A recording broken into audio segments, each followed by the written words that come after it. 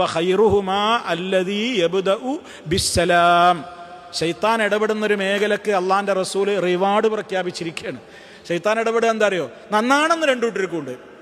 പക്ഷേ ആര് നന്നാവണം, ആര് തുടങ്ങണം? എനിക്കിപ്പോൾ എന്താ കുറവ്? എനിക്കിപ്പോൾ എന്താ ഓനെ കാണാൻ കുറവ്? ഓനെ കാണാൻ കുറച്ച് പൈസ അല്ലേ എനിക്ക് കുറവുള്ളൂ, അല്ലെങ്കിൽ ഓനെ കാണാൻ കുറച്ച് സൗന്ദര്യം എനിക്ക് കുറവുള്ളൂ, അല്ലെങ്കിൽ എന്താ എനിക്ക് കുറവ്? അപ്പം ശൈത്താൻ പറയണ അങ്ങനെ അങ്ങോട്ട് പോകണ്ട, നന്നാവണമൊക്കെ നല്ലതാണ്, പക്ഷെ അങ്ങോട്ടാണ്ട് പോകാൻ മാത്രം ഇത്രയുണ്ട് പോരാത്തവരാലോ ആയോ?